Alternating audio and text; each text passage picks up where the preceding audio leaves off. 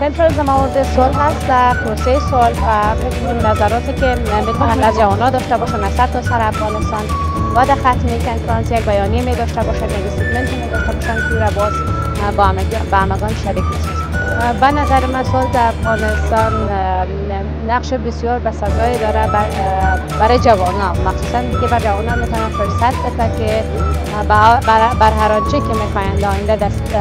آینده دست پیدا بکنن و صلح میتونه که دریچه باشه که افغانا خودشان اثبات بکنه به تمام جهانیان، چون حال از نقطه نظری که مردم جهان به افغانستان ببینند فقط ناامنیه و این یگانه کلیدی است که کمک میکنه برای ما افغانا که خود ما را به اثبات برسانیم.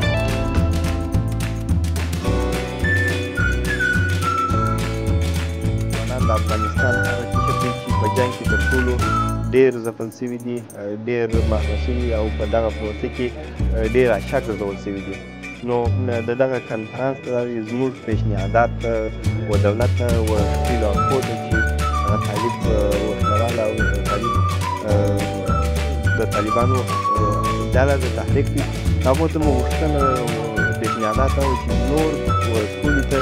د بین الافغاني مذاکراتو په وړاندې چې کوم خنډونه وو هغه له منځه ولاړل. نور باید دوی د افغانستان لپاره د نوي افغانستان لپاره کار وکړي. زما پیغام ځوانانو ته دا دی چې په دغسې کنفرانسونو کې د خپل اړخه کوم څه چې دوی وایي هغه باید وړاندې کړي تر څو جامعه د دوی د افکارو څخه مستفید شي، ګټه واخلي.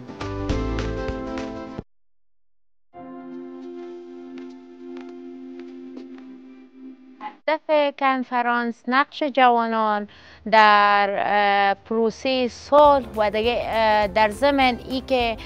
ما چطور میتونیم از قدرت و توانایی جوان و نسل جوان کشور در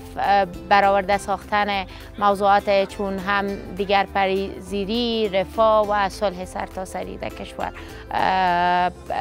برجسته بسازیم و ازش استفاده بکنیم.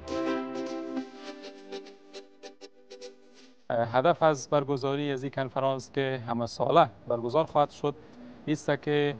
طرح‌ها و برنامه‌های نمایندگان واقعی جوانان از سر تا سر افغانستان امسال پیرامون ارزش‌های صلح، رفاه و همدیگرپذیری گرفته شود.